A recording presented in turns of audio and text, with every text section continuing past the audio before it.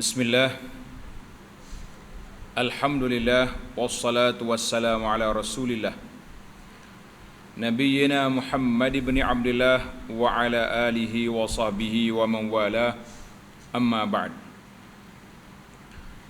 Alhamdulillah, kita teruskan pengajian kita dalam kitab kita ni Bahrul Madhi, dalam Kitabut Taharah,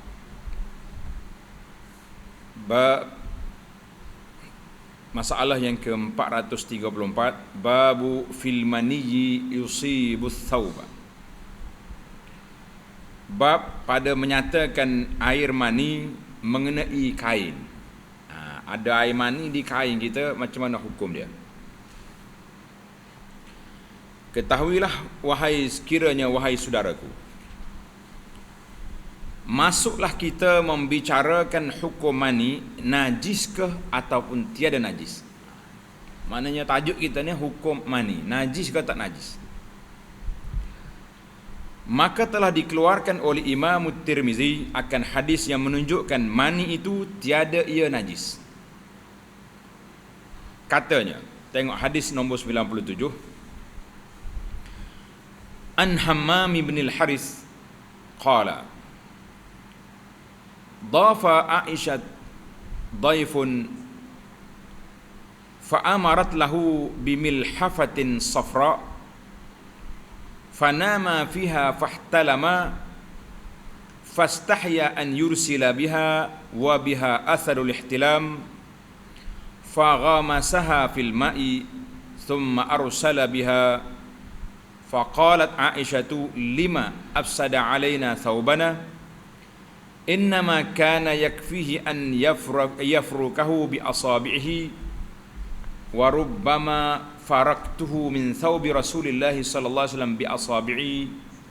Qala At-Tirmizi hadithun hasanun sahih.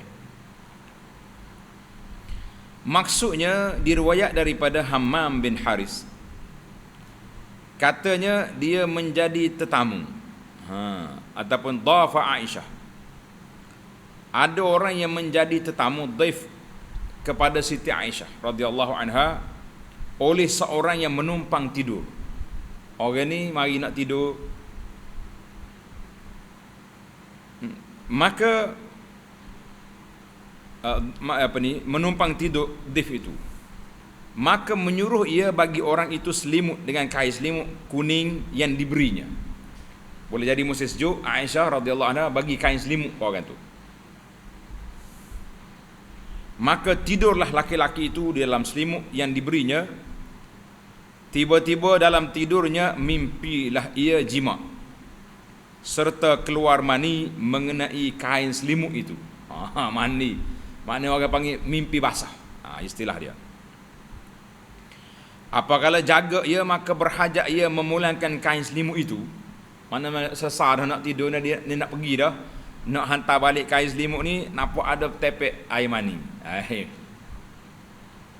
Maka sudahlah malu ia hendak mengirimkannya kepada Siti Aisyah, padahal dengannya ada bekas mimpi, ada kesan mandi tadi. Maka membenam ia. Dia ambil kain ni pergi selam ke dalam air, pergi basuhlah kita kak, celup dalam air. Kemudian dikirimkannya kepada Siti Aisyah radhiyallahu anha, tuannya. Apabila dilihat oleh Siti Aisyah kain selimutnya basah, maka gemparlah, mana bisinglah dia, dan ditanyanya, kenapa basah kain selimut ni? Apa basah ni? Lalu orang tumpangan itu pun berkhabarkan mimpinya. Maaflah ibu, saya mimpi tadi, saya basuhlah kain ni, malu juga nak atas hok tepek lagi ni kan. Apa jadi? Maka kata Siti Aisyah radhiyallahu anha, kerana apa? Dicacatkannya, maknanya dirusakkannya akan atas kami, akan selimut kami ni. Kenapa rusak kain selimut aku ni? Allah. Boleh jadi kain tu tak boleh kena air lama ke macam mana? Marah dia. Rusak kain selimut kami dengan basuh. Ini baru sampai ke hukum. Hanya memadalah akan dia jika nampak maninya kena di kain itu, disentalnya. Sental ni kita sebut dah awal dulu, dikikis ataupun orang Kelantan kata genyih. Kikis dengan jari, dengan kuku dia juga, dengan jarinya. Kutihlah buat. Dan berkali-kali kata Aisyah radhiyallahu anha, aku telah menyental, telah mengikis mani yang kena di kain Rasulullah sallallahu alaihi wasallam itu dengan jariku. Maknanya dia kutih dengan jari dia, buat gitu ya.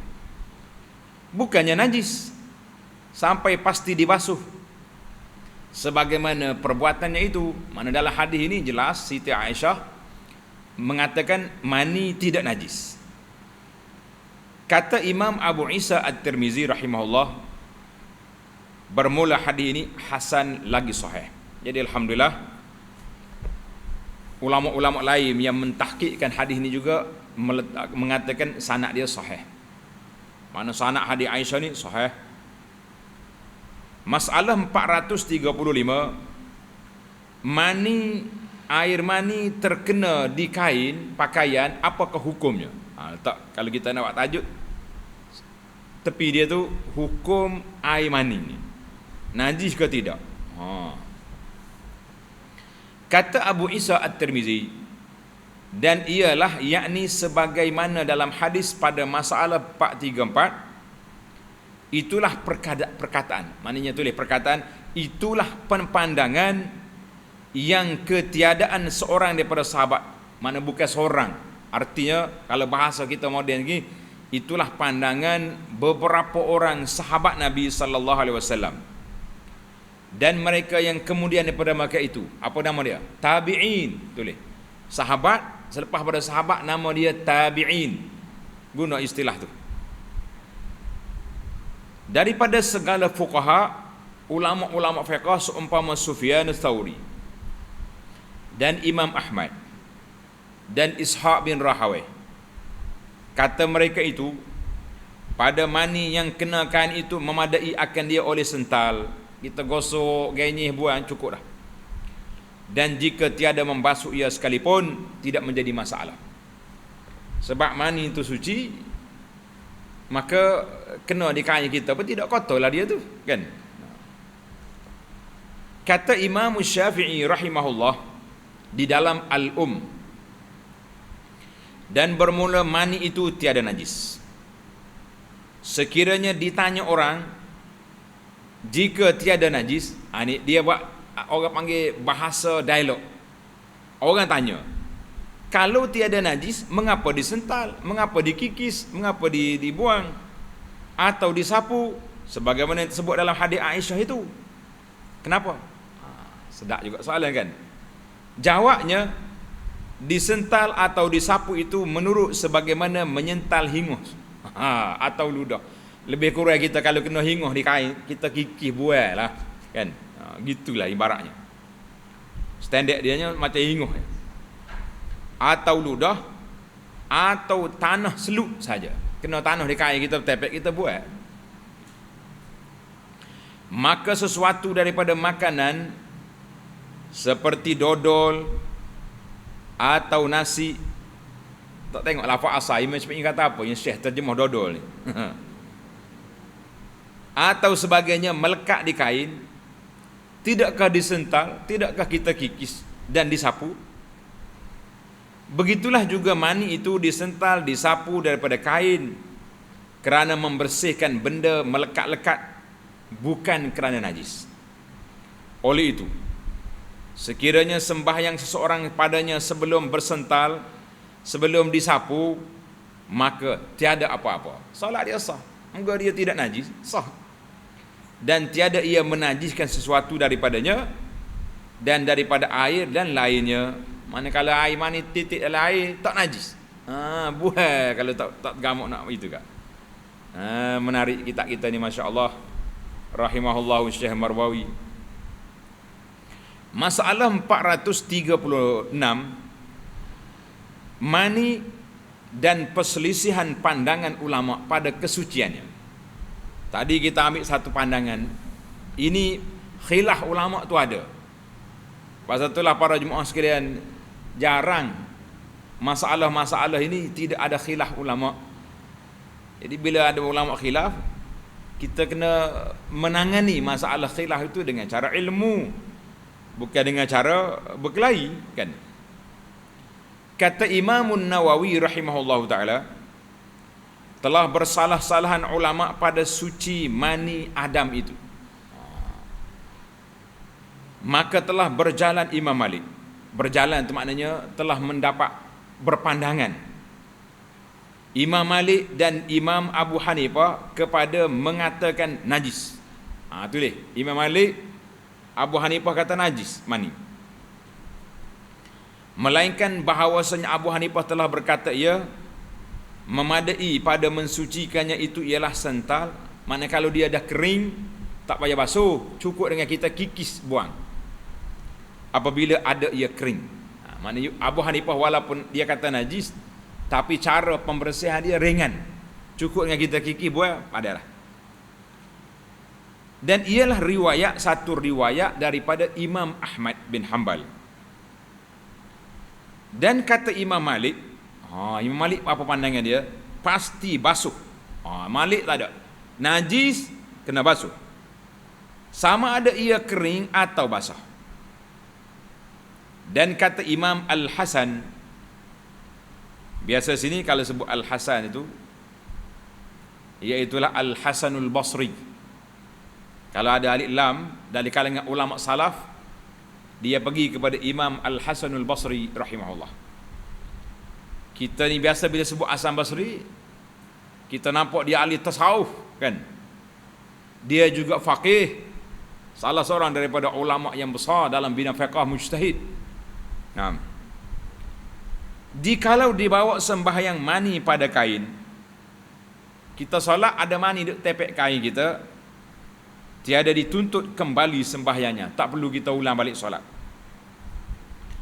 Dan jikalau banyak sekalipun, segar molek ni, bertepek air mani di kain dia, sah. Dan jikalau kena di badan, dibawa sembahyang, nascaya diulang sembahyangnya jika sedikit sekalipun. Dia punya pandangnya Al-Hasan kata, kena di kain tak payah ulang, kena lekat di tubuh tak boleh. Ini pandangan dia. Dan telah berjalan kebanyakan ulama, tulis majoriti ulama, mengatakan bahawasanya mani itu suci. Alhamdulillah. Telah meriwayatkan demikian itu daripada Sayyidina Ali bin Abi Talib dan Sa'ad bin Abi Waqqas dan Abdullah bin Umar dan Sayyidah Aisyah dan Daud itu makna Daud Az-Zahiri, ulama ahli zahir, dan Imam Ahmad pada yang asah daripada dua riwayatnya. Kan di atas tadi riwayat satu Imam Ahmad sekali dengan Imam Malik, sekali dengan Abu Hanifah, kan? Di sini satu lagi pendapat yang paling sahih bersama dengan majoriti, dan ialah mazhab Syafi'i dan ashabul hadis, ulama-ulama hadis. Dan sungguhnya salah seorang yang menuduhkan Syafi'i rahimahullah ta'ala menunggal seorangnya berkata suci, dan sungguhnya salah. Salah orang yang menuduh. Ada orang kata Imam Syafi'i keseorangan dalam masalah mengatakan mani itu suci. Tak.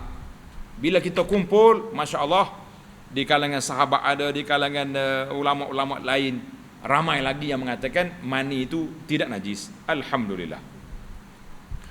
Ada sebuah kitab yang ditulis oleh Imam Al-Hafidh Ibnu Katsir. Ini untuk pelajar-pelajar ilmu. Dia tulis, ana lupa nama penuh, tapi kitab ni nama dia Mufradat. Dia kumpul masalah-masalah yang dikeluar oleh Imam Syafi'i yang seorang dia aja pandangan macam tu. Mana tak ada selain mazhab lain menyalahi belaka. Alhamdulillah, kita ini telah ditahqiq oleh salah seorang daripada guru kami di Madinah, Syekh Dr. Ali Sanduqji nama dia, rahimahullah ta'ala. Dia bagi kitab ni, menarik kitab tu. Baiklah, kita pergi kepada masalah 437. Masalah mani perempuan. Mani perempuan. Tadi mani yang kita bincang tadi, mani laki-laki, majoriti ulama kata tidak najis. Apakah pula mani perempuan? Adakah dia sama dengan hukum laki-laki atau tidak? Itu satu masalah. Dan masalah yang kedua, dah ulama kata mani itu tidak najis, bolehkah makan? Ini masalah ni. Mai makan mani pula buat awet muda ke apa dia? Ya.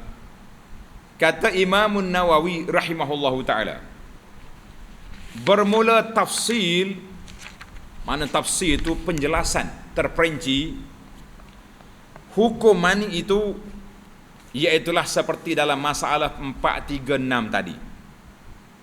Macam itulah, laki-laki ke perempuan itu sama lah apa yang berubahnya.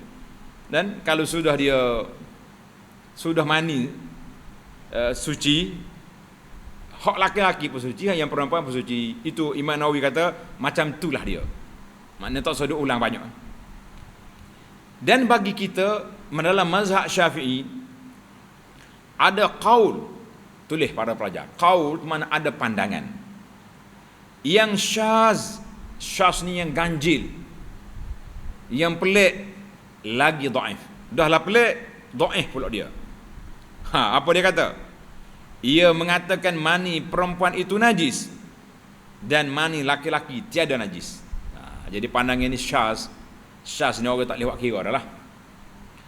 Dan satu kaul lebih syaz lagi. Lagi dasar dia punya pandangan ni, bahawasanya mani laki-laki dan perempuan itu najis belaka.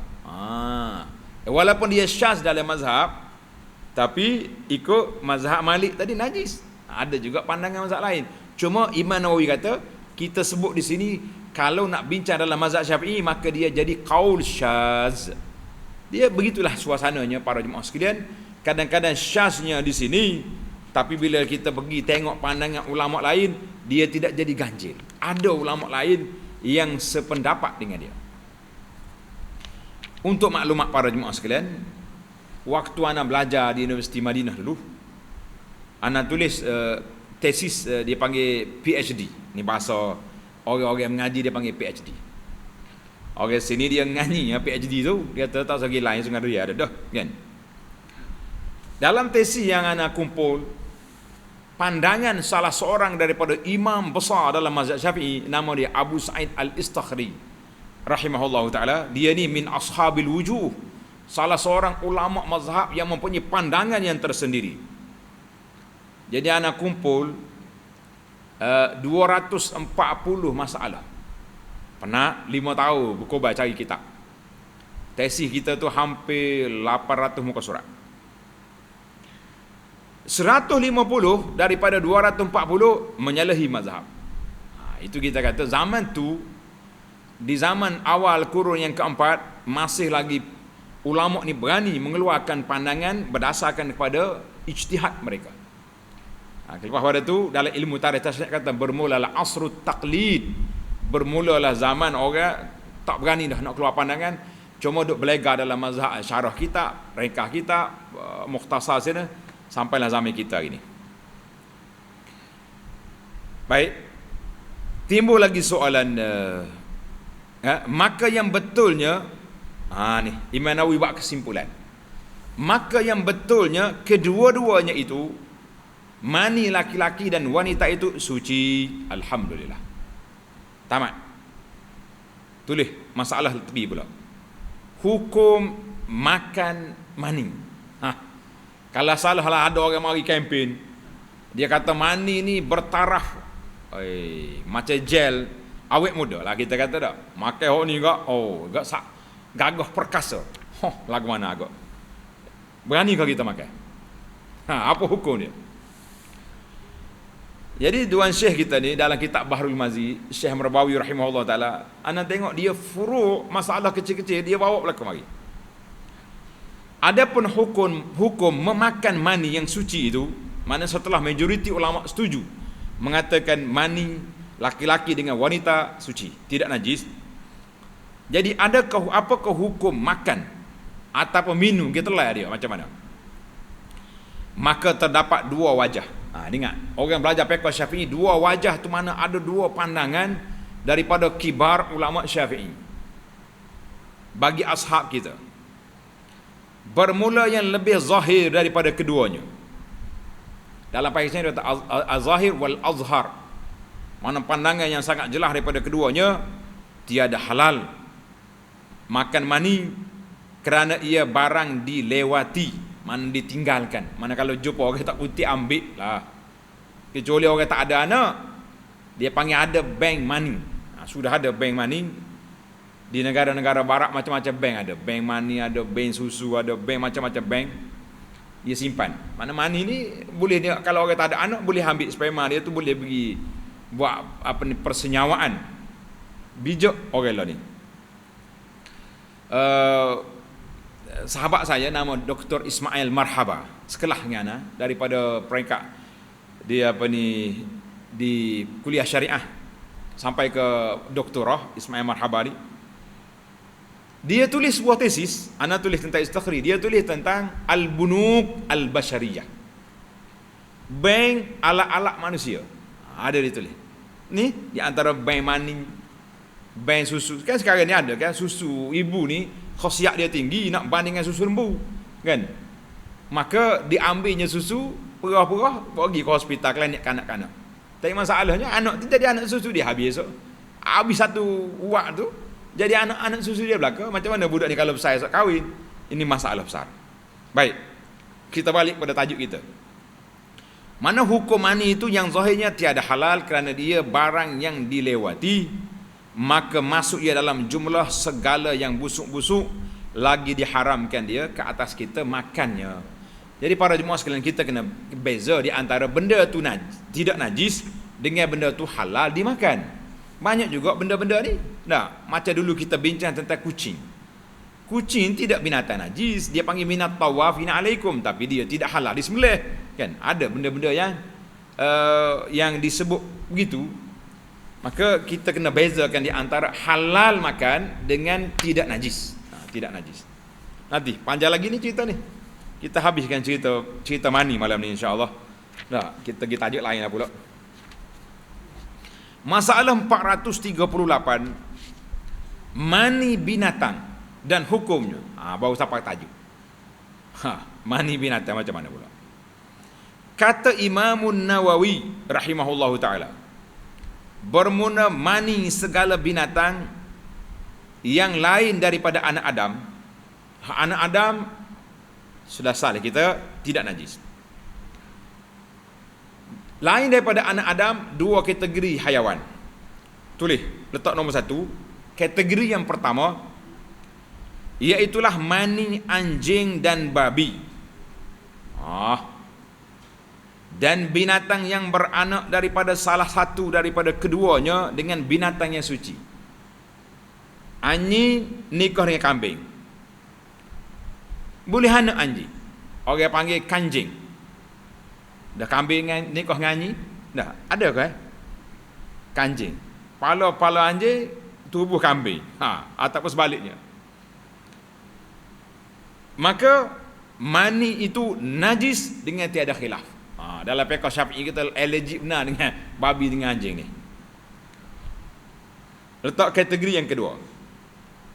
Adapun binatang lain daripada itu, lain daripada anjing, babi dan yang peranakan dua tu, maka ada 3 wajah, 3 pandangan.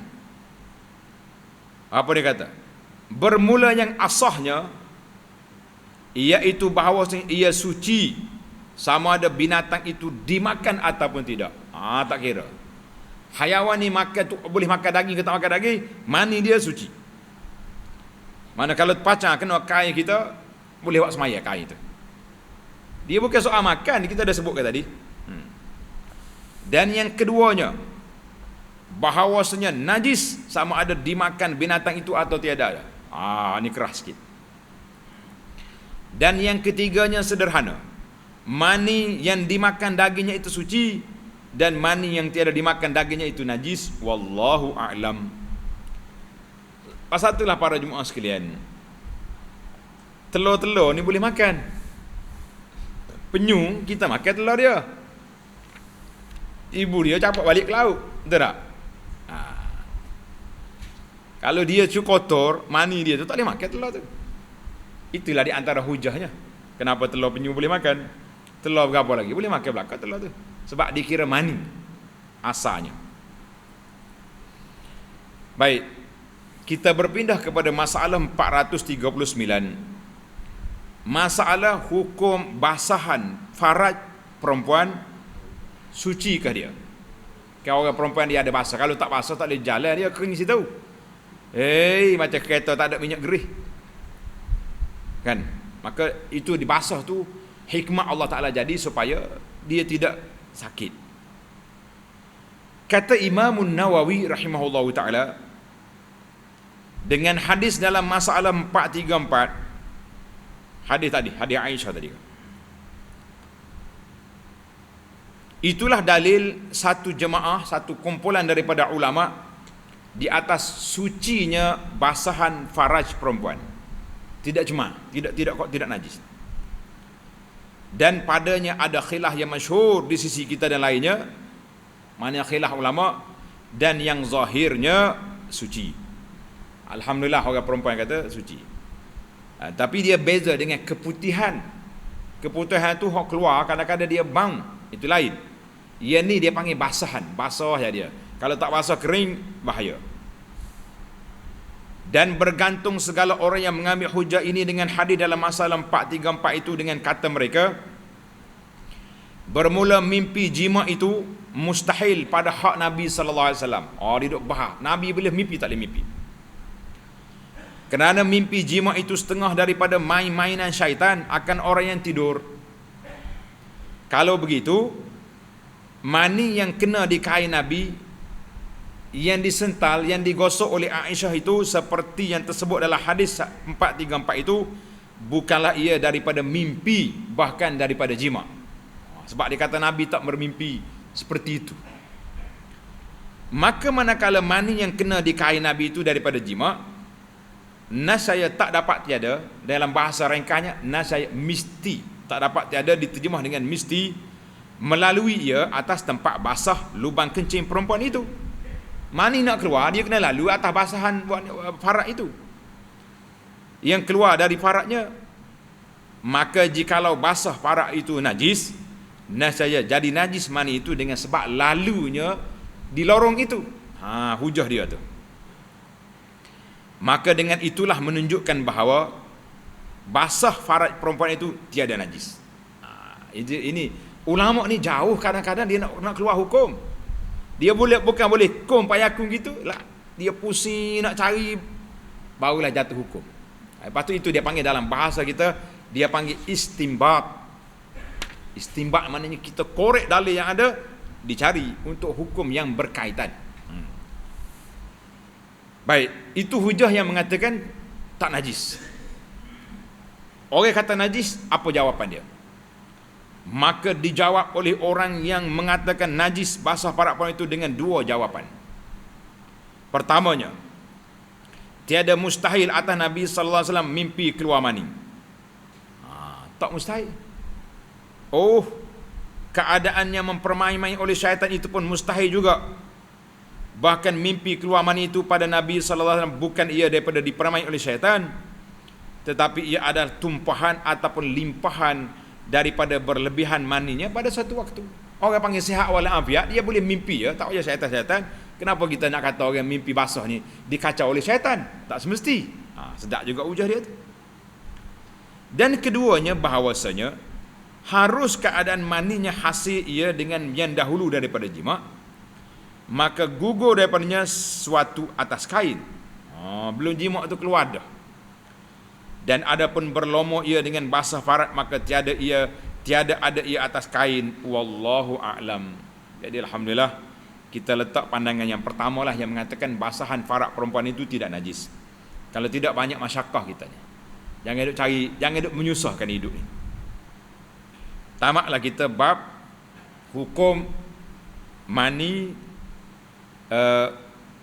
Kemudian mari pula cara nak basuh tadi kata kikis, ia ni basuh pula, ada pandangan. Ini manhaj Imam Tirmizi, dia bawa semua hadis yang berkaitan, kemudian dia huraikan, barulah kita tahu. Kita tak panik. Aku belajar Aisyah kata tak payah basuh, tiba-tiba jumpa hadis Aisyah juga kena basuh, macam mana? Bila kita belajar dua-dua, kita boleh buat keputusan dengan cara baik. Masalah 440, babu ghaslil mani minas thawbi. Bab cara membasuh mani daripada kain, pakaian. Ketahuilah kiranya wahai saudaraku, telah dikeluarkan oleh Imam Tirmizi akan hadis yang menunjukkan atas saigia. Saigia itu maknanya mesti basuh mani yang kena di kain-kain. Ada pula tadi kata tak basuh, ni ada hadis kata kena basuh. Tengok hadis nombor 98 dalam kitab kita ni. An Aisyah radhiyallahu anha annaha ghasalat maniyan min thawbi Rasulillah sallallahu alaihi wasallam. Qala Tirmizi hadisun sahih, hasanun sahih. Maksudnya diriwayatkan daripada Siti Aisyah radhiyallahu anha bahawasanya membasuh ia akan mani, dia pergi basuh. Tuan Syekh kita ni tak mau panjang-panjang dah, dia letak dalam golongan selalu sunat basuh itu menurut mazhab Syafi'i dan wajib pada mazhab Maliki. Sebab apa? Kenapa Maliki wajib? Maliki mani najis. Ingat tadi masalah kita tu. Daripada kain Rasulullah sallallahu alaihi wasallam, kata Abu Isa, hadis ini hasan lagi sahih. Tuan-tuan tanda, alhamdulillah ulama yang mentahqiq kitab mengatakan sanaduhu sahih. Sekali dengan Imam Tirmizi. Maka masalah 441, mani dan membasuhnya dan hukumnya. Kata Imam Abu Isa At-Tirmizi rahimahullah, dan bermula hadis Siti Aisyah yang menerangkan bahawasanya membasuh ia akan mani daripada kain Rasulullah sallallahu alaihi wasallam itu bukanlah ia berselisihan, bercanggah dengan hadis gosok ataupun kikis mani seperti yang diriwayat dalam masalah 434 itu.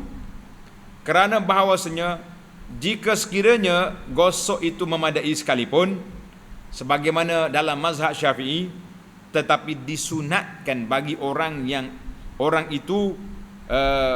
disunatkan bagi seorang itu jangan beri orang nampak di atas kain akan bekas mani, kerana yang demikian itu malu dia. Kita kalau kita pergi maya bekas air mani itu setepek kain, orang sudah palih assalamualaikum, rasa dia palih pakai palih minyak tak, mana pelik kelari sini, mandi kodok dia ni pagi maya ni. Jadi macam-macam spekulasi orang boleh buat. Kata Ibnu Abbas, bermula mani itu menempati tempat inguh. Ada mani itu hukum dia mati inguh ya. Pada mazhabnya.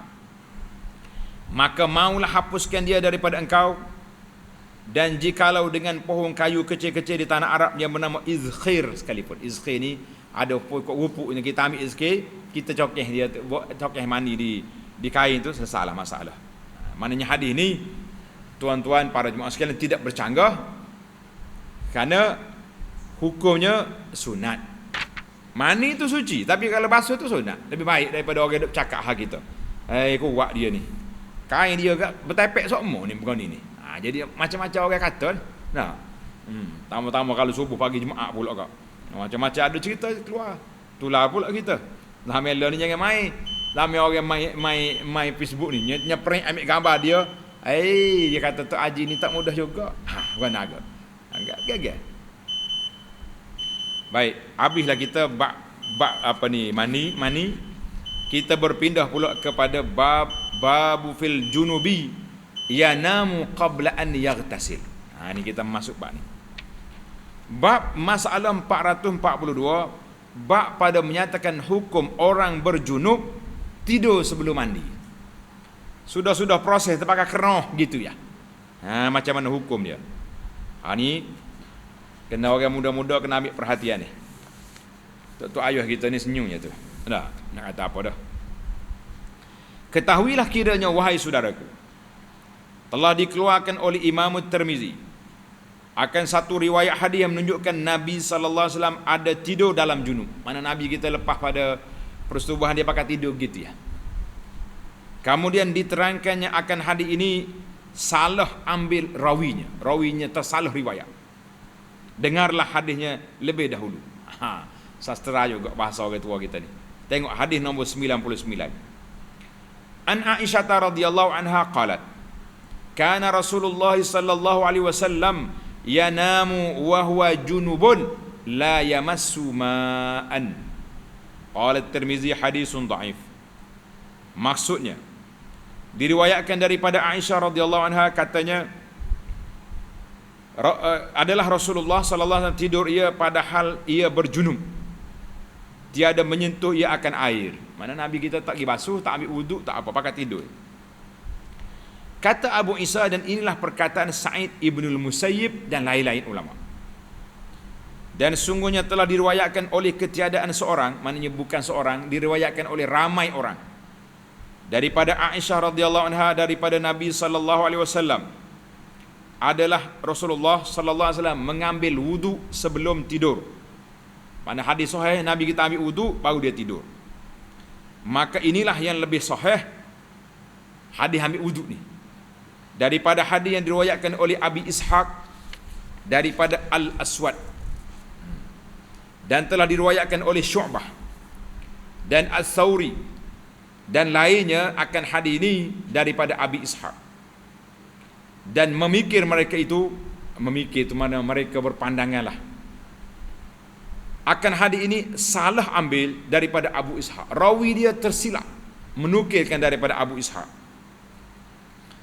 Dengar perkataan Abu Isa At-Tirmizi itu, dengan perkataan At-Tirmizi dapatlah mafhumnya dipahami bahawasanya hadis Abu Ishaq yang sampai titihan ambilnya daripada Aisyah, yang dinyatakan hadisnya di atas telah diiktibarkan oleh orang-orang muhaddisin, ulama-ulama hadis, salah ambil, dia panggil waham. Kerana adalah hadis Aisyah yang asalnya panjang, maka diringkaskan oleh Abu Ishaq. Dengan kerana itu jadilah tawahum ia. Mana tawahum ni mana satu orang panggil kekeliruan. Akan Nabi SAW tidur dengan tiada mengambil air semayang dahulu daripada mandi junub. Padahalnya hadis yang panjang ada mengandungi makna mengambil air sembahyang sebelum tidur, kemudian daripada junub. Lihat lagi masalah 445, wallahu a'lam. Ini jelaslah kepada kita bahawa hadis yang mengatakan Nabi kita tidur tak berwuduk setelah berjunub itu, hadis itu tidak boleh diterima. Mana hadis yang kita nak terima? Ini hadis yang kita baca. Hadis yang masalah 443. Babu fil wudu'i lil junubi idza arada an yanam. Bab pada menyatakan mengambil air sembahyang bagi orang yang junub apabila hendak tidur. Mana lepas dia melakukan persetubuhan, sudah berjunublah dia, nak tidur, dia kena ambil air sembahyang dulu. Basuh-basuh dia, air malah nak bangun. Tak boleh nak malah lah bagi sunat ni. Bagi sunnah. Ketahuilah kiranya wahai saudaraku, apabila seorang yang sudah berjunub, dia guna sudah berjunub lah, tak kena suruh bersetubuh, nampak orang panggil laser sangat, maka janganlah bawa tidur sahaja langsung, bahkan mahulah membasuh zakarnya, dan orang perempuan membasuh faradnya dahulu, kemudian daripada itu mengambil air sembahyang pula. Langsung tidur laki isteri. Kita kadang-kadang pelik, ambil air sembahyang apanya? Naik atas katil nak tidur, setuh batal pula. Ni masalah pengikut kita ni, masalah kita, mazhab Syafi'i ni. Kita kata itu wuduk nak solat, ni wuduk nak tidur, tak ada masalah, ambillah wuduk. Jangan duduk memikir ke batal. Ramai orang tanya soalan ni, dia kata, ustaz, kita kalau ambil wuduk, lepas tu pergi setuh dengan dia, batal. Batal tu untuk nak semaya, ini untuk nak tidur, tidak jadi masalah, setuhlah, dipersilakan sentuh. Baik, kita pergi pada hadis. Maka fasal ibadat yang nikmat itu telah dikeluarkan oleh Imam At-Tirmizi, hadisnya yang menunjukkan tiada segia ataupun fadl, kelebihan boleh juga. Tidak sepatutnya, mana tidak segia itu, mana tidak sepatutnya ditinggalkan ibadat itu. Pakai tidur begitu jangan. Tengok hadis nombor 100. Dengarlah hadisnya. An Umar radhiyallahu anhu annahu sa'ala an-nabiy sallallahu alaihi wasallam ayanamu ahaduna wa huwa junub qala na'am idza tawadda. Kenapa habis hadis? Kalau setakat qala na'am selesai masalah. Tapi tak, Nabi kata qala na'am idza tawadda.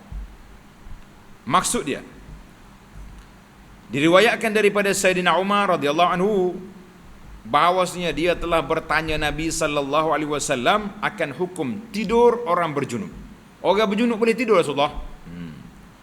Kata Nabi, katanya, ya Rasulullah, adakah boleh tidur seorang daripada kami padahalnya dia berjunub? Kau kena pergi mandi dulu. Itu soalan dia. Jawab Nabi sallallahu alaihi wasallam, na'am, boleh tidur apabila dia telah mengambil wudu. Nak pergi mandi sejuk, malah kata ni, takut mandi ke hilang mengatuk pula, esok nak kerja dah, cukup pergi basuh, ambil wudu, tidur balik. Kata Abu Isa, bermula hadis Umar bin Khattab ini lebih hasan, suatu daripada bab yang ada dan lebih asah. Tulis para jemaah sekalian tanda, hadis Umar ini telah diriwayat oleh Imam Al-Bukhari dan Muslim. Tapi oleh kerana tuan syekh kita ni dia syarah Tirmizi, dia tak sebut Bukhari tu.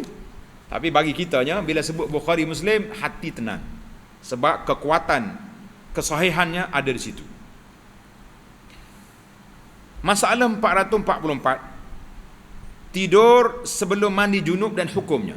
Dengar ni, hak lepas-lepas tu tak ada arah nak buat lah, istighfar lah dah. Ni hak akan datang ni. Dengar ni orang-orang hak muda-muda lagi tu. Wahai saudaraku, dengan hadis dalam masalah 443 itu dan lainnya telah bersalahan ulama pada hukum tidur sebelum mandi junub. Kata setengah ulama, wajib, dengar ni, wajib mengambil air sembahyang kemudian baru tidur. Satu. Dan kata setengahnya pula, sunat mengambil wudu dahulu daripada tidur. Tidur orang junub. Ada dua lah, ada kata wajib, ada kata sunat. Kata Abu Isa At-Tirmizi, dan seperti dalam hadis pada masalah 443 itulah perkataan pandangan yang ramai di kalangan sahabat-sahabat Nabi sallallahu alaihi wasallam dan juga ulama tabi'in. Dan dengan dialah berkata Sufyanus Tsauri, Ibnul Mubarak, Asy-Syafi'i dan Ahmad dan Ishaq. Kata mereka itu, apabila menghendaki orang yang junub bahawa tidur, nasaya mengambil wudu ia sebelum tidur. Ada sunat kita berwudu dulu belum tidur. Kata Imam Nawawi rahimahullah, dan tiada khilaf di sisi kita mazhab Syafi'i bahawasanya wudu sebelum tidur bagi orang yang junub itu tiada wajib. Kata tuan-tuan, alhamdulillah, kalau tidak banyak pikul dah dosa kita ya, duk main keroh macam nah. Cuma rugi dari sudut pengamalan sunnah. Maka dengan inilah berkata Imam Malik dan jumhur majoriti ulama kata sunat. Dan telah berkata Ibnu Habib. Ibnu Habib ni daripada mazhab Malik, ulama besar dalam mazhab Malik, mengatakan wajib bukan sunat. Dan ialah mazhab Daud Az-Zahiri. Az-Zahiri ni dia ambil Az-Zahiri lalu, kalau wajib maka wajib lalu. Dan dikendaki dengan wudu itu ialah wudu sembahyang yang kamil. Kita ambil air sembahyang sempurna dengan komo-komonya, dengan istinsyaknya, dengan basuh muka, dengan ambil 3 kali 3 kali lah, seperti yang kita belajar dulu, kecuali khilafnya di kepala kan. Jangan kata mungkin nak tidur gak bakal cicit lah, sempurna. Masalah 445, masalah tidur dengan berjunub dan bahas perbincangannya. Kalau orang tidur juga, macam mana? Wahai saudaraku, pada hadis dalam masalah 442 itu menunjukkan Nabi sallallahu alaihi wasallam tidur dengan tidak menyentuh air. Hadis tadi, hadis nombor 99 tadi.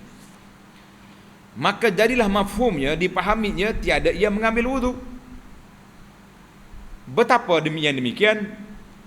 Jika sekiranya wudu bagi orang yang junub sebelum tidur itu ibadat, nasaya Nabi sallallahu alaihi wasallam tiada tinggalkan dia. Timbul soalan. Maka jawabnya sudah terang setengahnya dalam masalah itu, dan dapat kita akan keterangan lagi. Hadis yang kata Nabi tak sentuh air itu, kata Imam Nawawi rahimahullah. Dan adapun hadis Abi Ishaq As-Sabi'i daripada Al-Aswad, daripada Aisyah radhiyallahu anha, bahawa Nabi sallallahu alaihi wasallam tidak berjunub, tak sentuh air, maknanya tak ambil wudu, telah diriwayatkan oleh Abu At-Tirmizi, Abu Daud, An-Nasa'i dan Ibnu Majah dan lainnya daripada mereka itu. Maka kata Abu Daud daripada Yazid bin Harun, telah waham, maknanya kekeliruan, telah keliru Abu Ishaq pada ini, yakni pada katanya la yamassu ma'an, Nabi kita tak sentuh air. Dan kata At-Tirmizi memikir, berpandangan mereka itu akan bahawa ini salah daripada Abi Ishaq. Dan kata Imamul Baihaqi, telah dicaci oleh segala hufaz pada lafaz ini. Ulama-ulama hadis yang thiqah mengatakan lafaz la yamassu ma ini tidak diboleh diterima. Maka nyatalah dengan barang yang telah kami sebutkan oleh dhaif hadis itu. Dan apabila sabit dhaif, tiadalah tinggal padanya dengan barang yang diiktiradkan. Iktirad itu bantahan dengannya atas barang yang telah kami dahulukan akan dia. Maknanya hadis itu dhaif atau sudut belau yang hadis Aisyah ni. Dan jikalau difardukan, tulis itu, mana andainya hadis Abi Ishaq itu tidak dhaif, macam mana pula? Jawabnya, tidak jadi berlawanan dengan hadis itu, bahkan ada baginya dua jawapan. Kita boleh jawab. Ulama hadis ni dia cuba taufik antara hadis. Yang pertama sekali, kalau boleh gugur, gugur. Kalau tak boleh gugur, kita jamak. Macam mana cara nak jamak? Yang pertamanya, dikendaki tiada menyentuh air itu, yakni air kerana mandi. Oh, mana dia tak mandi, bukan tak ambil wudu. Satu. Yang keduanya ialah jawab yang elok di sisiku, bahawasanya dikendaki dengannya, iaitu bahawa ala setengah waktu tiada menyentuh akan air sekali-kali, kerana menyatakan harus tiada mengambil wudu seorang yang berjunub apabila mau tidur. Jadi Nabi buat sekali-sekala nak menunjukkan keharusan, tidak wajib. Menarik juga tu kan. Kerana jikalau bertunak ia atas mengambil wudu dengan sentiasa, apabila ia mahu tidur dalam junub, nasaya tawahum orang akan wajibnya. Mana kalau benda yang dibuat sentiasa oleh Nabi, sahabat menganggap dia tu wajib. Isteri-isteri dia kata, wajib ni, Nabi tak pernah tinggal. Itu andaian ataupun jawapan. Maka menunjukkan hukum pada umat itu jadi ibadat pula padanya. Maka jadilah Nabi SAW tiada keluar daripada nama beribadat. Wallahu a'lam. Yang pentingnya kita pegang dengan hadis Umar ni lah, bahawa Nabi SAW suruh ambil wudu apabila nak tidur. Sekali-sekala terlena, malalah dalam keadaan penat-penat ni, pakai jenera gitu ya. Jadi ada juga hadis yang mengatakan ada kelonggarannya, insya-Allah. Kita pergi pada masalah 446. Masalah jima dan makan tidur sebelum mandi junub. Lepas sudah proses, Allahu Akbar, tak habis lagi nasi sepinggir tadi. Macam mana? Dia panggil break tengah jalan. Tengah-tengah duk makan, guna tahu silap tukar gia guna pula. Nak sambung makan boleh tak boleh? Ayat dia sedap. Kata Imam Nawawi rahimahullah taala, dengan hadis dalam masalah 443 itu dan hadis-hadis riwayat dalam Sahih Muslim menunjukkan harus bagi orang yang junub itu tidur dan makan dan minum dan jima sebelum mandi junub. Nak ulang balik, silakan. Dan sebelum mengambil wudu dan membasuh faraj, kerana hendak memperbuat 3-4 kerja itu. Jadi tak mandi lagi, nak makan lagi, nak boleh.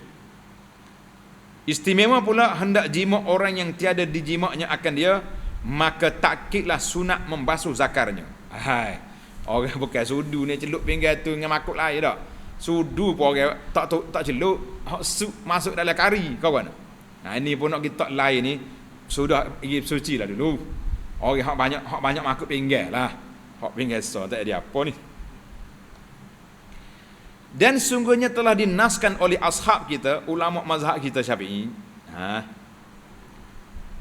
Jadi sunat mengambil wudu dan membasuh faraj kerana hendak memperbuat. Maknanya sunat. Kita ambil wudu kerana nak makan ke, nak minum ke, nak tidur ke, nak ulang balik ke, sunat.